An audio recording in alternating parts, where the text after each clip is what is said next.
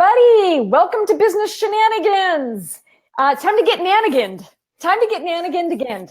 That just made no, it sounded better in my head. We have missed a few weeks, and I know that I've missed you, and I've missed Kerry, and we're happy to be back. I'm Kathy Klotz-Guest, the founder of Keeping It Human, and with me, as always, is Kerry Gorgone. You love her, you know her.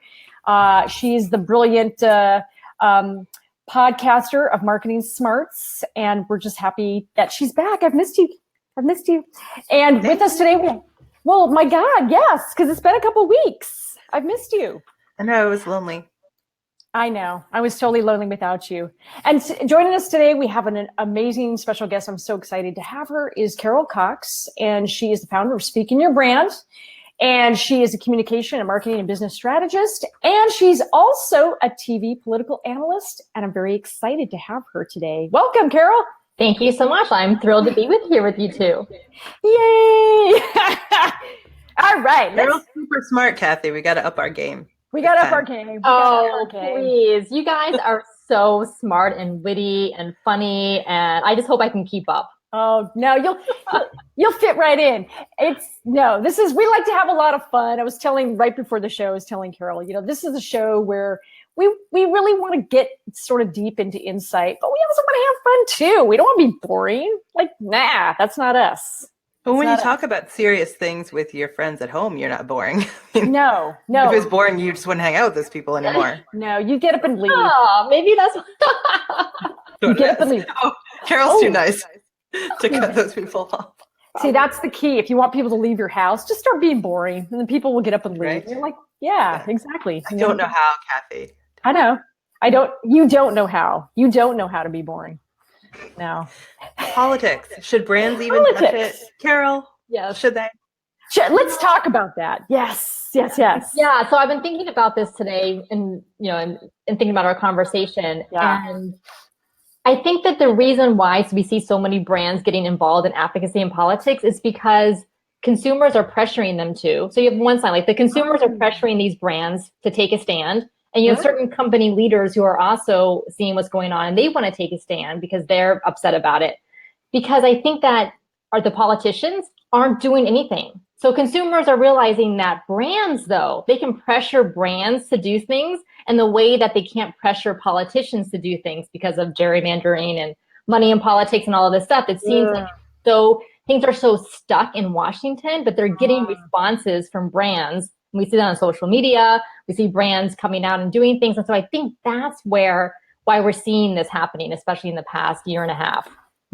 Yeah. And folks, if you join us, please let us know if you got questions or comments, and I'll bring them up on the screen and we'll have some good times. And, if you've got questions for us, let us know. It's interesting Carol, because it sounds like it's almost not an option. I was just going to say, it sounds like it's almost not an option for brands to try and stay neutral anymore. I don't think it is. I think it will be, if you think about, say, like a local business, like a mom and pop brick and mortar business, if they're still out there, maybe there's a few that have survived the internet age, they may be able to get away with it without taking a political stand because they're local, but they should probably be involved in local issues. They don't really need to be involved in national politics, but I think it's our multinational corporations that have thousands and tens of thousands of employees, tens of thousands of customers. They're the ones who I think have really no choice at this point because they're national companies all over the country. They have to take a stand on some of these issues like immigration, and trade, and diversity and inclusion, because those issues directly impact them and directly impact their employees. Well, and it's interesting because I sat on a panel. The reason why this topic was sort of in my head is I sat on a panel in Silicon Valley, which, H-1B visas and all these issues have become, they're always topical. And so I sat on this panel about a month ago, and it was interesting. There was a gentleman on the panel who really said, it's dangerous for companies to get involved in politics. And I had to laugh because I came out of tech marketing, and I have been on both sides of it, on the front line of outbound marketing, but I also Kerry's heard the story, I've worked with legislators helping to create legislation in DC that was favorable to the tech companies I was working for. So let's not all pretend that millions of dollars isn't being spent by Silicon Valley companies for lobbying for favorable legislation that affects the critical success factors in your industry. And so all of that lobbying is happening on the back end anyway. So this idea, this notion, at least that's what I posited on the panel, this idea that we are not being political is farcical. It's really a farce because we are. It's just that it's this backward facing, consumers don't really hear about it. They don't know about it. And so one of the things that's great about at least taking a public stand is that consumers know, your employees know, because that stuff is happening anyway. And most brands folks are involved at some level with lobbying in their industry. And that's just the facts. If they're a big company, they are. Mm-hmm. I was listening to a podcast earlier today with the CEO of Patagonia, and they are suing the White House over the national monument lands that are now being privatized. So they sued the White House because obviously Patagonia is very much into conservation environmentalism. And the Patagonia CEO was saying that, they're living their brand. They strongly believe in this. And then the White House came out and attacked, or some group attacked Patagonia saying, don't buy their gear, don't shop at them. And so the host said, well, how has that affected your business? And she said, we're having our best year yet. People now are buying stuff because of this. So I think brands are actually seeing that people vote with their dollars as much as they vote in a voting booth. Yeah, I think that's really true. I think it's actually a good thing now that we're having these forward-facing discussions, because it not only lets, consumers, but employees really align themselves and go, yeah, that's the company I work for. That's what they believe in the world. There's no surprises. You don't have to work there. You can always work somewhere else, but there's no surprises. And I also think that, the culture within a company, people act like there's this sound wall, and what happens out there doesn't happen internally. And we're seeing with what happened with Starbucks, we're seeing with the Me Too movement, all these things that are happening out in the regular culture, it's happening in company walls within their culture too. So of course there's politics going to be part of the mix, and you have to address it. Like pretending like it doesn't affect you just seems like a very bad, dangerous strategy. Right, like putting your head in the sand isn't good. So Kerry, I know you work with a lot of companies through marketing profs and do training for them. Has this come up as a topic? Oh God, no, I would never. No? I would never talk about politics. She's like, run. Like, whoop. As far as like their branding and their marketing and things.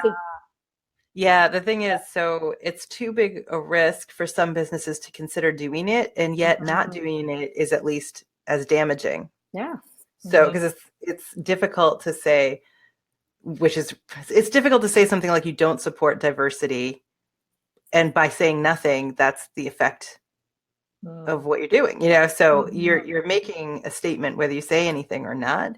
But when you were talking, Carol, about multinational corporations and how many employees they have, I was just thinking that among those tens of thousands of employees, you're going to have people of all different kinds of worldviews, political views, diverse backgrounds. So how can the company have one mind about something when they've got, tens of thousands of employees that can't agree on things? Yeah, that's a great question. And I thought of that too, because in any company, whether you have 10 people or 100 people, 100,000, you're going to have people with some on the conservative end of the spectrum, some on the progressive end of the spectrum. You can't make everyone happy all of the time. So I think that company has to go back to their why. I'm going to pull a Simon Sinek here. Like why? So why are they in business? What is it that they want to do? What do they want to advance as their mission and their cause that's bigger than just selling products? And if whatever the political stance is aligns with that, and it happens to be different than what some section of their employees believe in, then I guess those employees have to decide, is that a big enough reason not to work at that company? Yeah. Or is it just, I'm going to keep being an accountant, or I'm going to keep doing the marketing work at this company, and because I enjoy that aspect of it, and I don't really care what they happen to have to do on the national political stage. I think that's really yeah, no, and it's really interesting because Shel Holtz, my buddy Shel, and I had the same conversation, 3 months back on his for Immediate Release podcast. And the same kind of issue came up. I think it's really true. I think all things being equal, it's still a great thing to say what you stand for. Now, you can't use it as a discriminatory factor, obviously. And as long as you're saying, look, this is what we stand for. These are our values. And if people elect not to be there, great. But you can't use it also as a way to rule people in or out and exclude them from certain things or use it as a discriminatory kind of practice in your hiring. However, I think it only benefits, as I think we probably all agree at some level, to say, hey, here's who we are in the world. I mean, your Patagonia example is that's a great one because it strengthens to your loyalists, to all the people who are your rabid fans. That's who you are. That's what you stand for in the world. And the people who are kind of like, meh, they're not your ideal customer anyway. They're not the ones that are, meh, meh. It's like, meh. They're not out there, giving you lukewarm customers. You're lukewarm customer, they can, no thanks. I mean, it's funny to think about, but I think it's really true. How it doesn't hurt to the more that you stand up and claim who you are in the world, the more the people that are like, hell yeah, that's me and that's what I stand for too, they're going to find you. I see this actually as an increasingly good thing because it's transparent. I'd rather know what a company stands for. And if a company, doesn't believe in certain things that align with my values, I kind of want to know that because then I don't need to do business with you. And that's a choice. I think that's the ultimate in choice. Yeah, absolutely. And I was thinking that, but there's also the convenience factor. So I'm sure that there are some chains that I go to. I don't know which ones they are because I don't research Starbucks. Political things. But I'm sure and I go to them and I don't really think about it. Like I also have to live my life. So yes. I boycotted every single company that if I dug into who do they give political contributions to, and then I probably would end up not being able to shop at most of the places that are convenient to me as I drive around town. So, right. I treat Starbucks like my crazy uncle where I'm like, all right, so they do some stupid things once in a while with that whole race conversation thing, but I still want to see him for Thanksgiving. But but here's the thing that's great about it. And even though that was very poorly executed, that race together thing, it's like, I'm not going to talk to my barista about 400 years of oppression and institutionalized racism. No thanks. Give me my damn cup of coffee and see you later. That's not happening. But I always love that Starbucks has tried, for better or for worse, their whole thing has been about conversations, not coffee. So if you accept the fact that their brand is about conversations, then this whole thing is consistent with that brand and you know what you're going to get, which is one of the things what I love about the sad part about what happened with this unconscious bias situation is at least they took it as a teachable moment to say, we're going to go further than just this instance. You're not going to retrain people's brains in a half a day of training, but at least they're recognizing that this is, again, a moment of truth for a wider conversation, which is consistent with their brand. I think that's good. Not before people have had their coffee. That's just a bad idea. Yeah, give me my coffee first. Right. We get into the conversation. Brain does not work before the coffee. So coffee first. Coffee first. Real basic. It's like, I tie it off, stick the IV in, just, Exactly. Well, okay. So can I bring up Kylie Jenner and talk about poorly executed Pepsi commercial trying to, there's the greenwashing, right? Which is what companies do to try to look environmentally conscious. What do you call what Pepsi did? I don't know what you call that. I don't even want it. Just bad all the way around. And that's the opposite of the Starbucks example because there was no teachable moment there. That was zero teachable. That was negative teachable moment. That was awful. Yeah, it's like if I were drawing out the negative effect on a perceptual map of that, I'm gonna get nerdy here. It'd be it's like precipitous drop. Yeah, that was really poorly executed. There was no redemptive value there. That was bad. Now, it definitely seems like if you had representation around the table when they were floating that idea, it probably doesn't happen. You would think. But they also say that even negative news is good news as far as because brand awareness and things like that. So I wonder if they ended up getting more sales after that because they were talked about so much, or if it actually had a negative impact on their sales. Yeah. I mean, it's sugar water. So if you don't care where you get your sugar water, right. That's right. true. It's convenient. It's back to the convenience. Like if there's you need soda and that's what's in the vending machine, are you to not buy the Pepsi? That's true. That's true. And it kind of is delicious on a hot day. Aside from the whole nonsense of like whatever that was with Kylie Jenner. But and Kerry and I had a whole field day with this because it just cracks up my comedy brain. It's like crack for my comedy brain. But I think you can sometimes step in it, or you have a moment where you can turn it around. You made a misstep. It is political. It's also funny, and you can do something better, like the Lady Doritos. Look, like we're in a post-Me Too, #Me Too world. There's some sensitivities. I mean, women are kind of fired up, and rightly so, about a lot of things, right? And Doritos isn't usually one of them. It's usually not one of them, but I think they stepped Depends on the lady. They stepped in. That's I right. don't know about Lady Doritos. Oh, you didn't know about this? No, I haven't heard of Lady Doritos. This is a whole. Oh my God, Carol, Okay, hold on. We gotta catch you up. Fun. We got to catch you up, girl. So they came out. I don't know when was it, Kerry? Like, was it January? A couple months ago. So they came out with this idea of like women's snacking needs are different, and women need things that are less messy and all that stuff. And I'm like, yes, Pink Doritos. Pink Doritos, exactly, because we're so dainty and ladylike. And like they thought you wouldn't want it as crunchy. Wouldn't want it less crunchy, less messy, less crunchy, because women's sensibilities are so delicate. So Twitter went nuts, and I joined in, and we were all just joking around. And what I think really was sad to see is that Doritos is owned by PepsiCo. PepsiCo has a female CEO. Why the heck didn't they use this as an opportunity? And I put this out there on Pepsi, and I conversed with them back and forth a little bit on Twitter.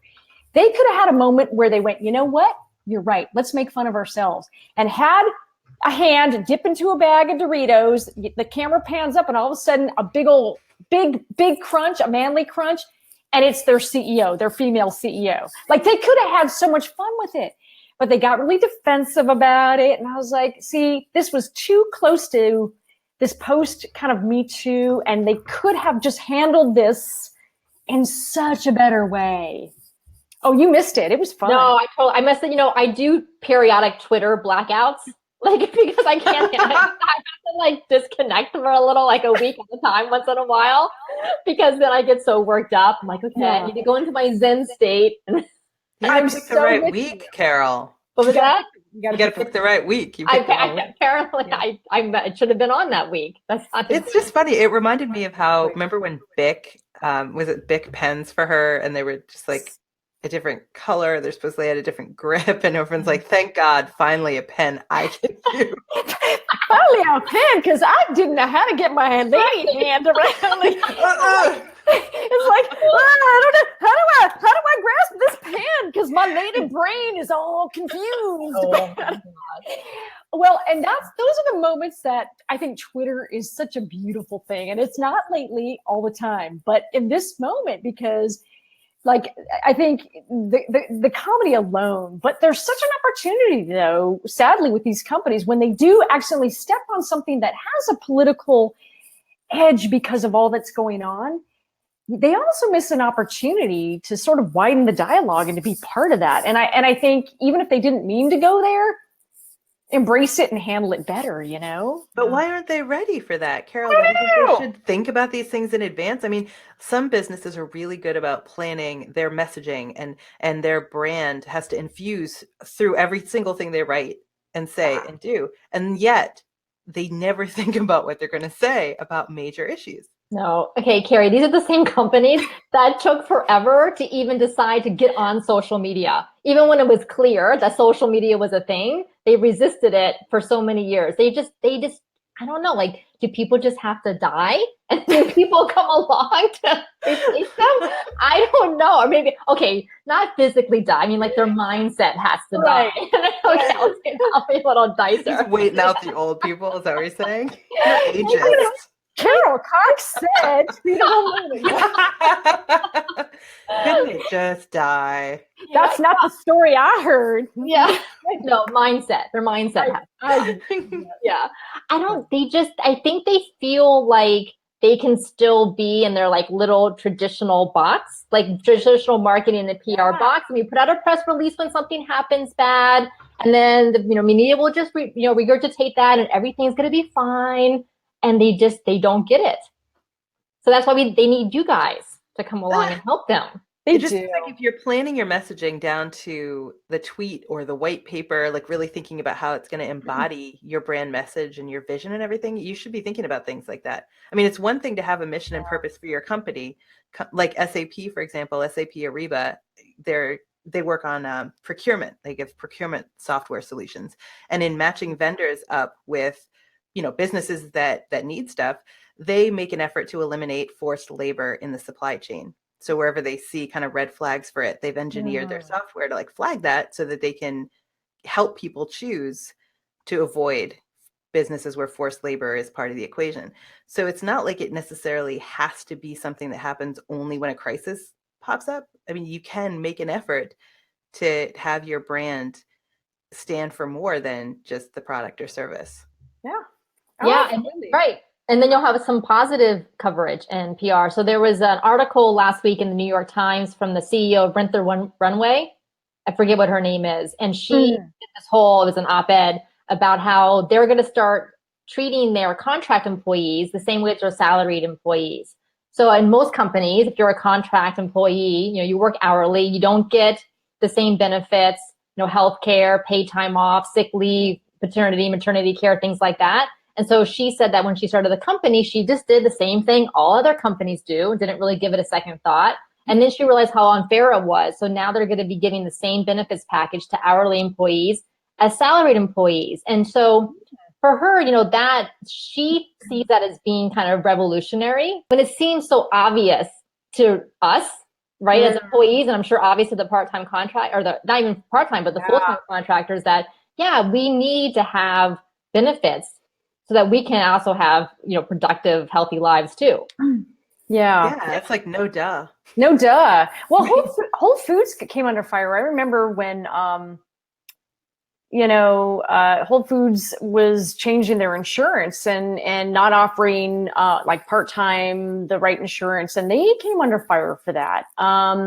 Like paying a living wage. Here they are, like most of the employees could not afford to buy insurance or buy food. They buy food at Whole Foods. Exactly. And they came under fire, and especially because, Mackey's whole thing was conscious capitalism. That was his whole brand and premise of the way he treated employees, and people were saying not so fast.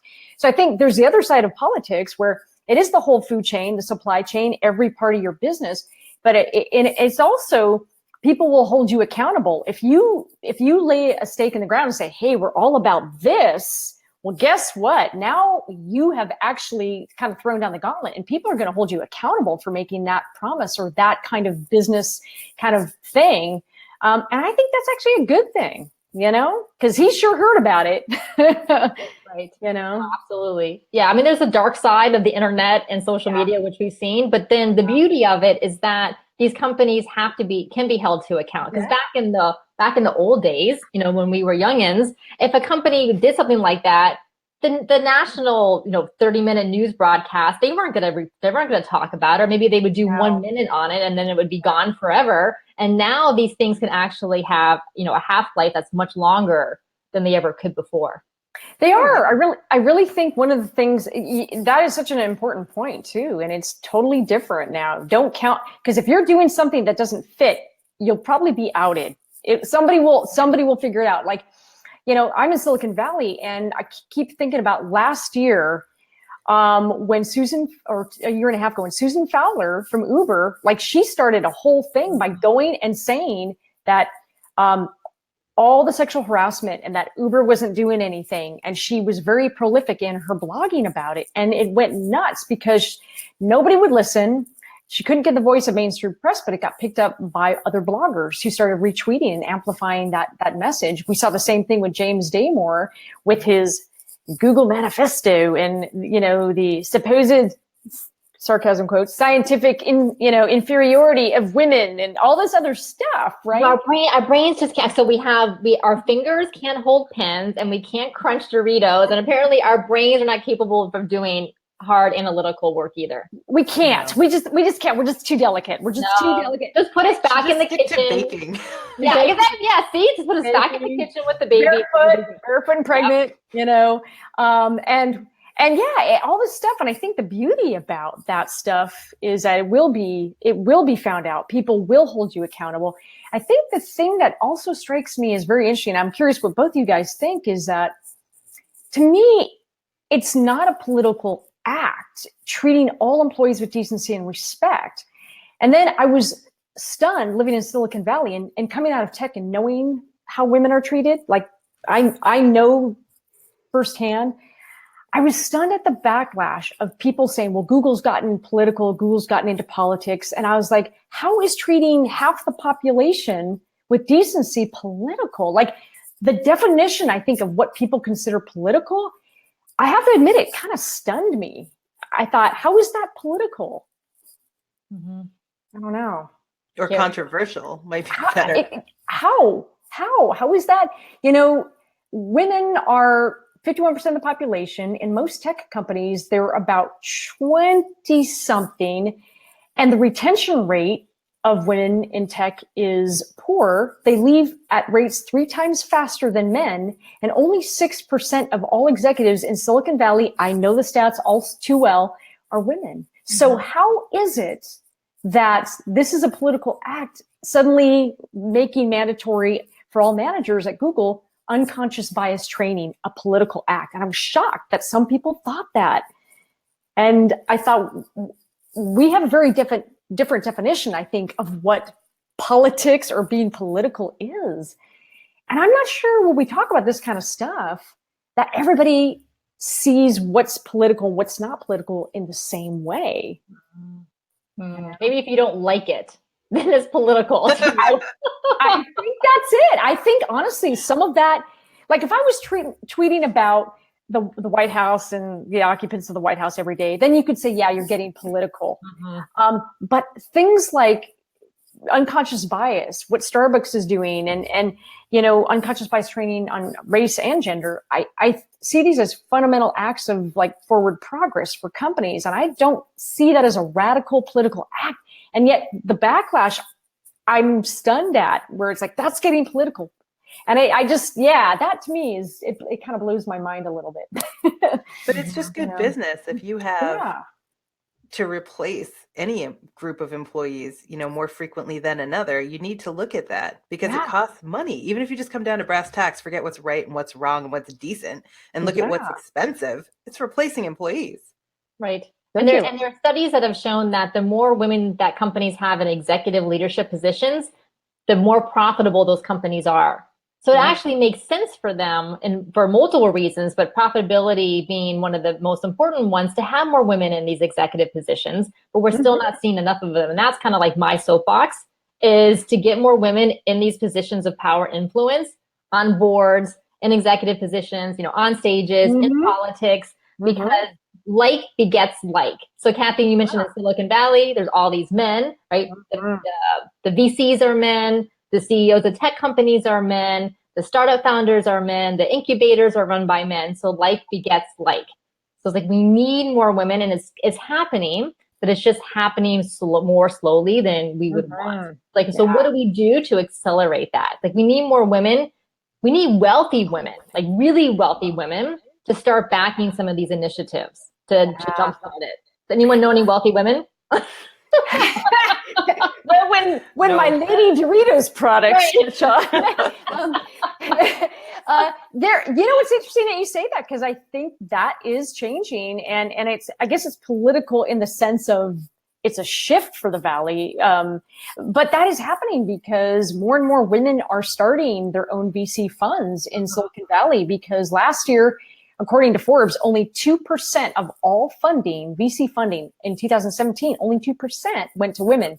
So more women are starting VC funds to back women, so that women don't have to do, which actually has been written about, and it's actually funny and sad, like more women don't have to go and get a man to co-sign before they get funding, because there are case studies in Silicon Valley where women actually made up guy names as silent partners just to get funded. And I was like, man, that's like a weekend at Bernie's. Like, do you have to have a silent partner that you got to have movable parts for, just to get funding? Or to buy a car. There's lots of things. Right. Yeah. Yes. Wow. So I was back in the 1960s where, women, we couldn't have credit cards and we couldn't have bank accounts and mortgages in our own name. No, but now we got Lady Big Pens, and so that's progress, girls. That's progress. We got the vote. Got the vote. I mean, they made us promise never to use it. That's right. Oh my God. So what, I'm curious, what are some companies that you think, kind of, Carol, that you see, and Kerry, what are some companies that you think are doing a really good job of kind of straddling that line of what's political in a rapidly changing world where things are changing really fluidly? Oh, so it's an interesting the way that you phrased the question, Kathy, about straddling it. And I think actually the companies that are doing the best jobs are the ones who are not straddling it. They're the ones who are all in, like Patagonia, who have decided, like, this is what our core mission is. This is what we believe in. This is so important to us and our employees and our consumers that we're going to go all in and to defend what we believe. I think the companies who are straddling, it's like that greenwashing, maybe you can call it cause washing, where they're trying to take advantage of the moment. Yeah. To look like they're doing something beneficial, but I'm not sure how deep it goes into the actual company. I think that's a great point. And I think, back to Starbucks, and I know there's a lot of other examples besides Patagonia and Starbucks, but they're good examples because I think they are all in. And Starbucks also was very prolific about backing gay marriage, and they were very, very political. And a lot of people said it was, don't do it. And they have been made fun of. Lord knows that some of our friends on the right end of the political spectrum have boycott Starbucks, they're trying to take, they're trying to take Christmas away from us. Oh yes, right. They've had all this stuff, and a big part of it was they were very open when Howard Schultz was still running the company as CEO about backing gay marriage and being pro-gay marriage and equal rights for all their employees, and that was something that they never wavered in. And whether you liked them or didn't like them, you knew where they stood. Yeah. Right. SAP is doing a nice job putting resources behind their mission. Like I mentioned, that they're trying to eliminate forced labor in the supply chain, but they also have a Women in Leadership initiative. So at their annual event, they'll have a whole track of programs and speakers and everything dedicated to helping women in their workforce and women attendees to get the career that they want, to advance, to grow their network and do the concrete things that are going to help them develop professionally. And that's time and money and all, space and whatever that they're dedicating to that. So anytime a company is willing to spend money on something, and not just like write a check for someone else even, but in-house, to me, that's a great sign that they're really taking their mission to heart. And then I'm more likely to believe them when they make a statement about some other political issue or come out in favor, of supporting something. I believe that runs a little deeper because I've seen their commitment elsewhere. Yeah. And I think there's a lot of companies that actually do care about these issues, but maybe they just haven't gone from keeping it inside the firewall, which is a whole other thing, to proclaiming it to their customers and stuff. And I think the time's come. I think, at some point, as we said earlier, I don't think it's going to be an option. I think people want to know where you stand. And, Lord knows, I don't have time to research where every company stands, but on the big things that matter, I think customers want that choice, and millennials want that choice. And research has shown that millennials will actually take money away from spending with companies that don't share their values. So maybe just that much has changed generationally.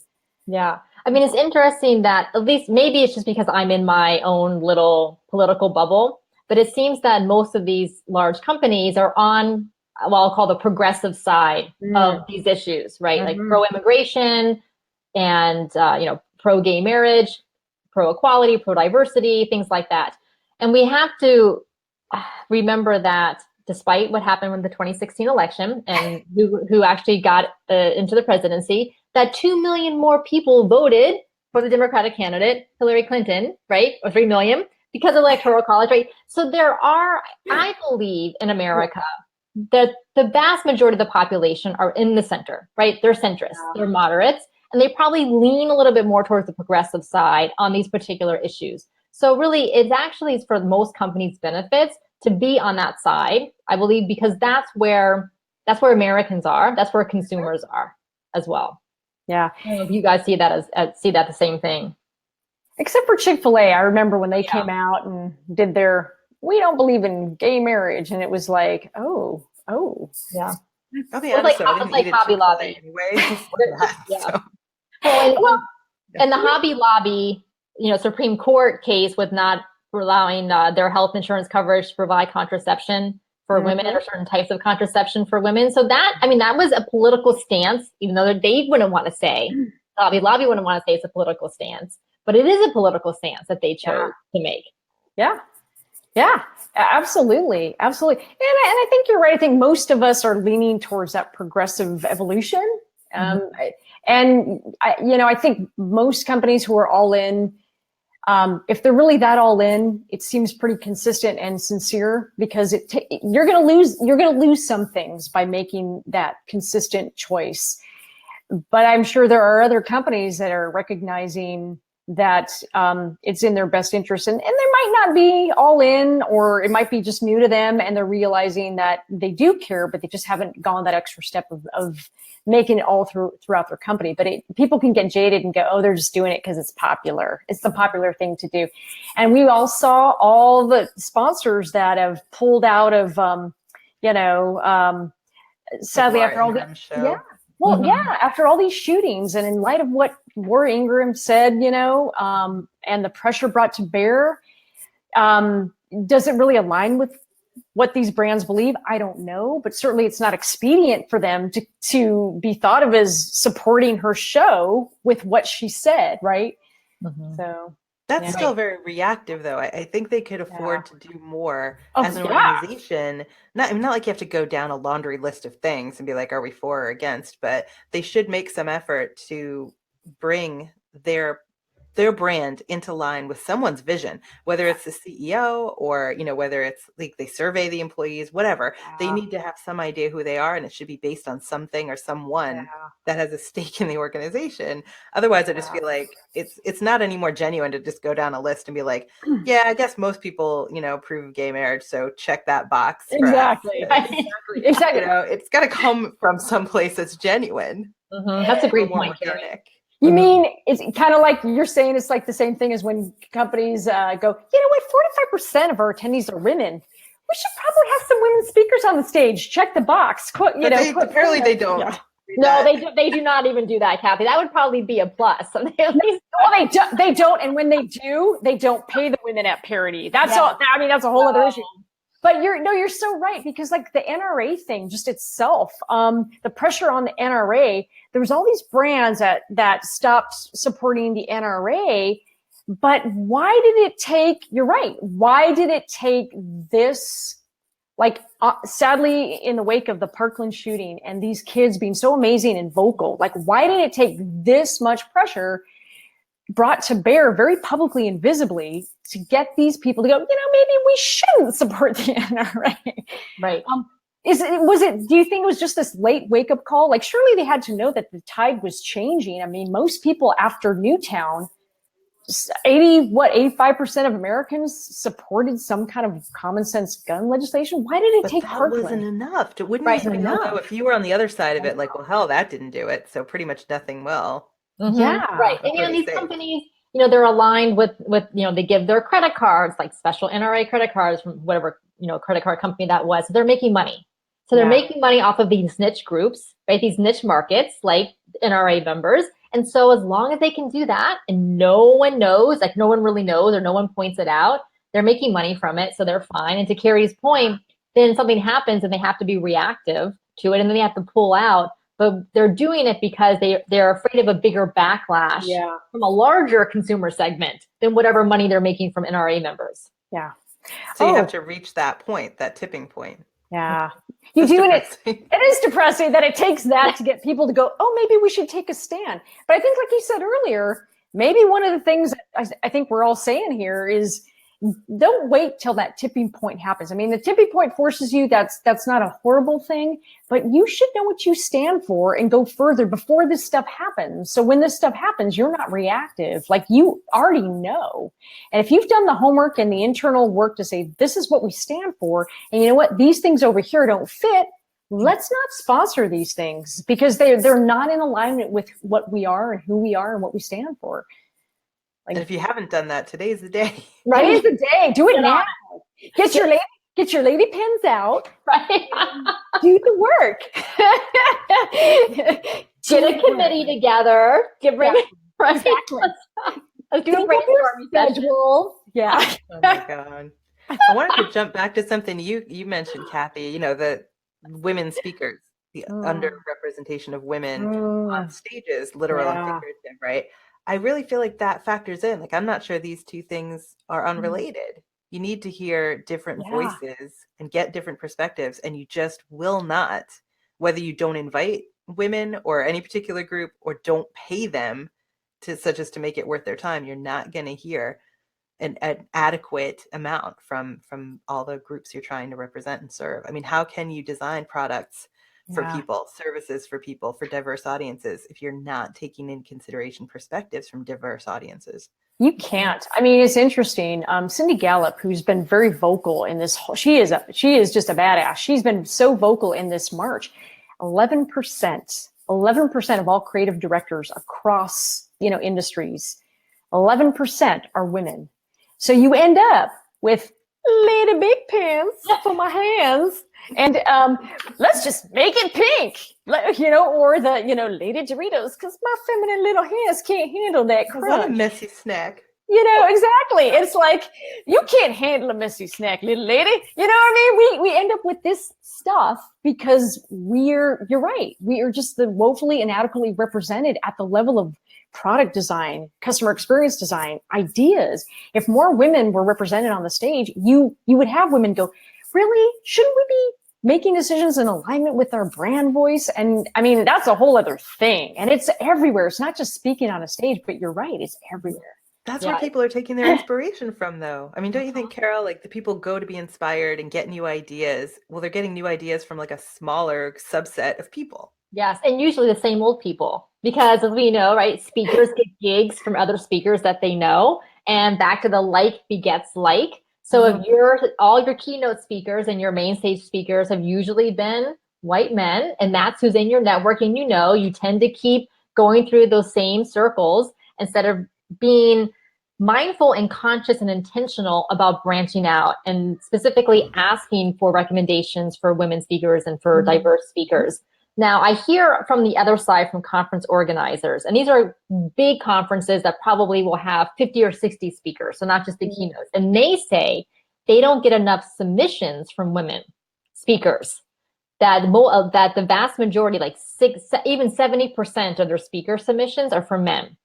So that doesn't surprise me in a way, right? Right. It doesn't, because we don't see representation on there. Right. We're not good at self-promoting. We don't see representation of women on the stages of the places we want to go. So we think, well, that's maybe not for me, or they're not going to select me because I don't fit in, or I'm not like everyone else. And so we not to do it. So my big push is to get more women to, get into those circles, to submit for speaker submissions, and try to and also try to talk to these event and conference organizers about the necessity of branching out from their comfort zone. I'm going to put in a whole bunch of submittals to all these conferences. I'm going to sign it Carol Morgan Cox. You should. I would love for you to write my speaker proposals for me and submit them. You'll do that for me? If I could say whatever I want. Like, you want to talk about Pornhub? Okay. I'll buy that for $1. You can do that for me too, Kerry. No. Everybody's talking about Pornhub. You can talk about Doritos. I'm going to set up a bot that just starts submitting to all these things. It's what you're talking about is the classic pipeline problem with everybody going, oh, well, and it's sort of this crazy thing, because on some level I get it, but look, conference organizer. Okay, not enough women are submitting. Why do you think that is? It's to your point, Carol. They look and they see a catalog of like 95% dudes, old dudes, sorry dudes, and they go, I don't fit at that conference. So what conference organizers forget and what they need to do, and don't give me the excuse, CES, that you can't find female keynoters. Okay, stop. Yeah. What they can do proactively is keep a list of all these amazing women, start following them, engaging them, invite women. We'd like to have you on our stage. So don't wait for them to submit. That's passive, right? Come on. Go out, follow the women that you think are the movers and shakers in whatever industry, and the ones who have a voice that you go, you know what? I like that. I want to follow that person, and then reach out to them. I mean, I know that people have reached out to me and I haven't even heard of their conferences, and I was grateful. And you don't know what you don't know. And I think that it's both sides. Women need to step up, and conference organizers need to also on their radar have a short list of women. Don't tell me during the year you're not looking for women. You should be. Right. You should be. Yeah. Because and Kerry's heard the story. Because if you approach me with like a couple months to go and you're like, hey, we need women. And you're a woman, but we spent all the budget on the dudes. Can you speak for free? And do you know any other women that we can use as a checkoff box to hit that quota and not pay them? By the way, 50% of our audience is women. So yeah, we kind of need you as window dressing, but we can't pay you. And I've had conference organizers say this to me. Yes. That's such an easy no. Wow. Hard pass. Oh, that's nice. Yeah, but okay. So I wanna give kudos to some of the really good men out there who I've seen on Twitter who have said things like when they get invited to be a panelist, and if the panel is all men, they will decline and say, we want, instead of me coming into that spot, I would like for you to find a woman instead. Great, that's awesome. And I think that we need, and that's for us, even as white women, we need more women of color to also be on stages and on panels. So I know, I have my own podcast. And so I try, and I need to get much better at it, but I'm trying to find a more diverse set of guests who come on. Because my network tends to look like me. That's humans, that's kind of how we are. I try to do a lot more than I do now. Oh, you're beautiful, Kerry. But I typically try to find women in my network or expand my network to bring in more diverse people. I completely agree. And one of the things that I'm starting to do now when I speak is I ask, do you have women of color? Do you have do you have the right LGBTQ representation? Are there anybody there from that community? Anybody? Any Native Americans? Anybody? And I'm asking those questions. You're absolutely right. And I think we can all do it. And you're right. And I have to celebrate a lot of my speaker brothers out there because my speaker brothers have been out there looking out for us. And I've found out about panels because I've gotten a call. So-and-so recommended you because it was all dudes and they felt you would be a good addition to the panel and they felt like a woman's voice should be on there. And I think that those kinds of helping each other, we all have our unconscious bias and sometimes it's not even intentional, right? When we can start to do that for each other, I think we sort of break we bring it up to the threshold of awareness, basically. And I think that's just important. Have to be during that few months when you're planning an event either. I mean, like Lee Odin and the Top Rank agency make an effort every year to have lists that feature women in different industries. And they do it all the time. And so they're asking women who are some great women. They're asking guys to tell them who are some great women, like really asking different groups to give them, basically connections to accomplish women. And all those lists that they cultivate all year long, it's like the first place they look when they need to find people to speak at an event, round out a panel, keynote, whatever. Keep a list. Here you go. Yeah. Keep a list all year long. Yeah. And ask your network. I know, I think that's so important. I totally agree. And one day it'll be nice when there's not a list of like the top female Bitcoin experts. It'll just be Bitcoin experts and women will be on there and people of color will be on there, right? Yes. So I have a great story to share related to this. So I teach at Full Sail University. I'm an instructor there, and that's how Kerry and I originally met years and years ago because she used to teach there. Not that long ago. Okay. 8-9 years ago, right? We're not quite that old. She's like, oh my God, it was also just a couple of days ago. Yeah. We started when we were 12 years old. So we were prodigies. So we put on an annual leadership summit for women students there to come.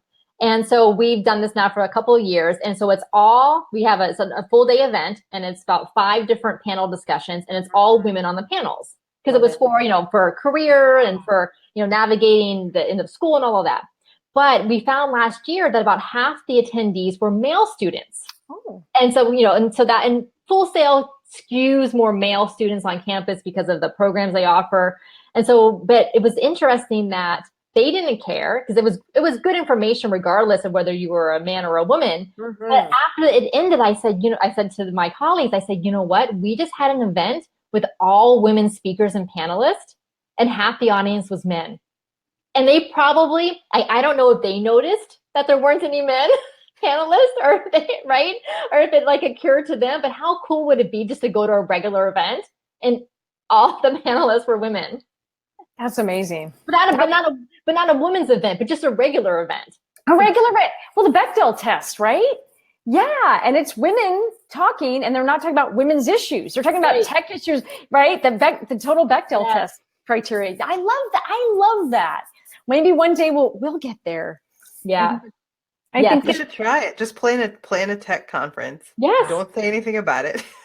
And it just happens to be, we found the best speakers and panelists. That's it. And then if someone happens to notice that they're all women. I feel like somebody would have a full-on screaming Mimi fit. They do. They do. Whenever I've spoken out about this issue, then people accuse you of quotas. And what I try to explain to them, and I know I'm not going to convince the world, I get it. Look, it's not my job, but when they add women after the fact to hit a quota to satisfy their audience, they're already treating us like after the fact quotas. We're already being used to check that box. So when I try to explain that, I think some people are like, that's true. Yeah. So you can't have it both ways. And, hopefully we'll just be able to one day get to that point where we actually do have, a nice mix. And we did it with some planning, and people no longer say, I can't find qualified, people of color or qualified women, or, hopefully we'll get there. We'll get there. But comedy, I'm happy to say, when I do a show, when I curate a comedy show, I'm very intentional about making sure that we have, women of color, women comics. We have LGBTQ representation in the house. We have funny comics. The only people I'm discriminatory against are unfunny comics. If you're unfunny, no, or offensive. But honestly, and comedy is a really interesting microcosm, because the beauty of an open mic night is that if you do your job right, or you pre-book and don't leave it to chance, you can get some really wonderful talent, and it's all over the spectrum, and it makes a really wonderful show. So. Yeah, absolutely. Wasn't it somewhere back a few decades ago that, I don't know, some man, I don't remember who it was, said that women cannot be funny? So basically, women can't be comedians. Christopher Hitchens. Oh, was that who said that? But he died, and I'm sure when he met God, she had a lot to say to him. Yeah, I'm sure. I'm sure that conversation happened. See, you're back. We need people to die on their natural timeline, of course. I think he probably said something like, if women are funny, let God strike me dead. And that probably happened. Right. And then he died and met her. And she said, so, what do you got to say now? Yes, and then she pushed the button and the trap door opened. Totally.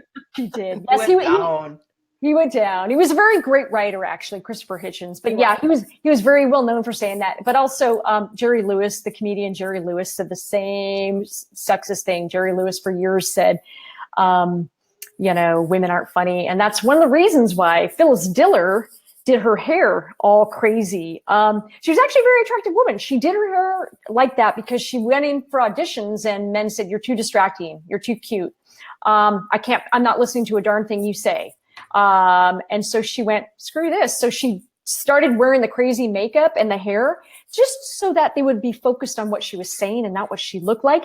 And it worked. So that's how come the crazy Phyllis Diller thing came into being. But Marilyn Monroe was very funny. Yeah. When she did comedic roles. Yeah. Incredibly funny. Very funny. Funnier than the guys. I mean, really. So yeah. Well, let's talk about just some final words of wisdom. What's some final words of wisdom, ladies? Carol, what would you say, sort of in the topic of politics and branding? What's something you would recommend? What's a recommendation you'd make for maybe a company that's needs to get its act together or really think about it? What would you say they should do?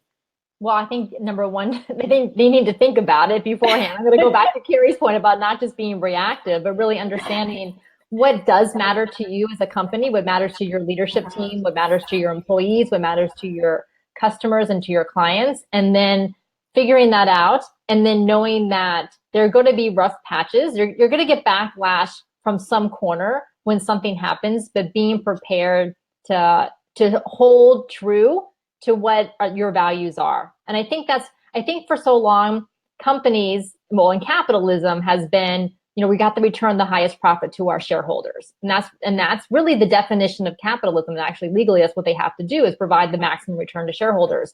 But I think companies are now realizing that having values is delivering value.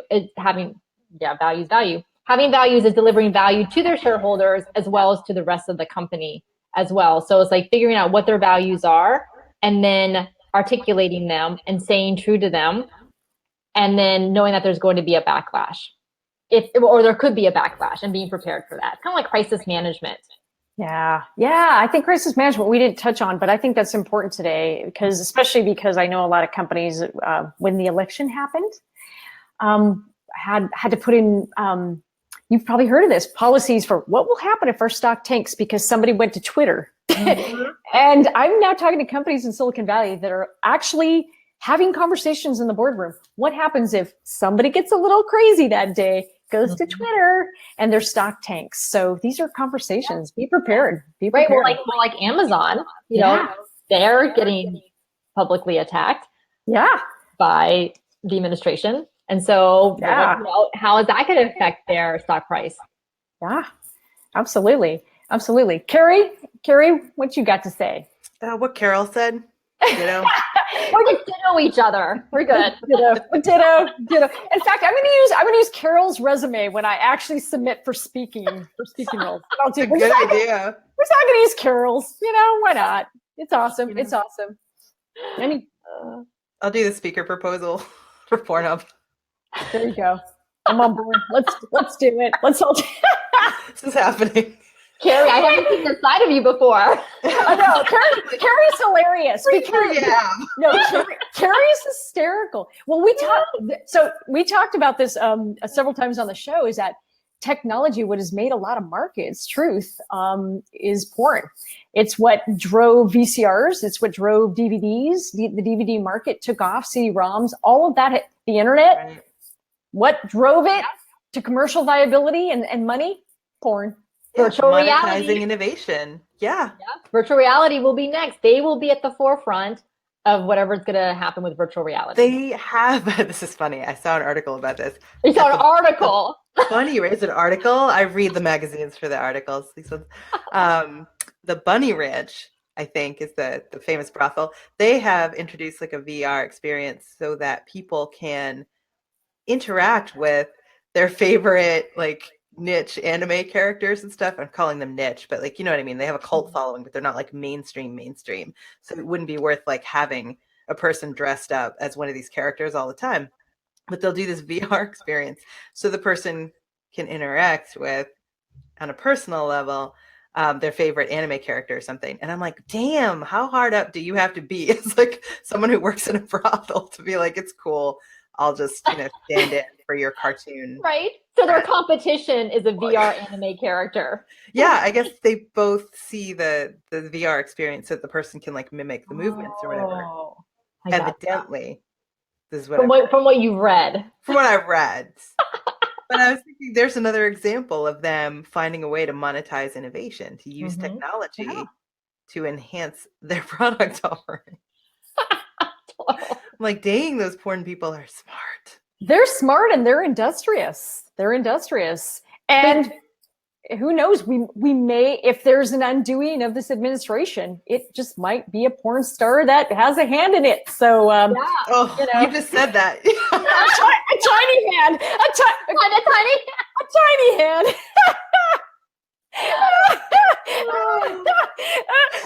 I didn't say that, did I? Oh my God. When porn gets political. When porn gets political. Kerry, where can people find you? Where do you want to send them? The Bunny Ranch.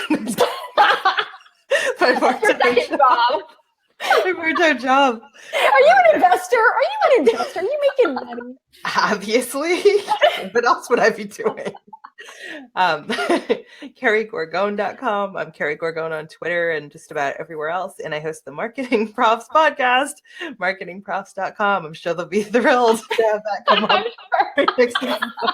Yay. Oh, God. And Carol, where can people find you? Where do you want to send them? So you can find me at my website, speakingyourbrand.com. My podcast is called Speaking Your Brand. And when I'm not on a Twitter blackout, you can definitely connect with me there at Carol Morgan Cox. And everybody, you can find me at keepingithuman.com. And I'm on Twitter a lot at Kathy Klotz-Guest. And I try to avoid Twitter, but I get sucked in. And every day I check it and I go, oh God, what's happened today? What's happened today? I keep posting things. I have like a throwaway troll account and I'll be like, women are stupid, just to tag you so that you'll come back. For me? That's me. You didn't know that, but it is. Yeah, I outed myself. Now I'll need a new throwaway account. That's right. That's right. Exactly. Your profile picture is the little anime character. Big man 1717. That's me. Oh, wait, is that who I've been communicating with? Oopsie. Oh, it's you. It's you. Did you swipe right? Exactly. I did, and I'm a little hurt. So that is just you. I'm kidding. All right, everybody. That was very fun. Thank you, Kerry. Thank you, Carol. And thank you, everybody, for joining us. And we will post links to everybody's website. We'll put it in the comments after we get off here.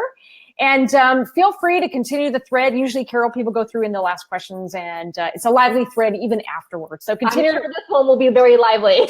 It will be very lively. It will be very lively. And we had lots of good fun. So thank you so much, everybody. Kerry and Carol, thank you. Thank you, Kathy. Bye.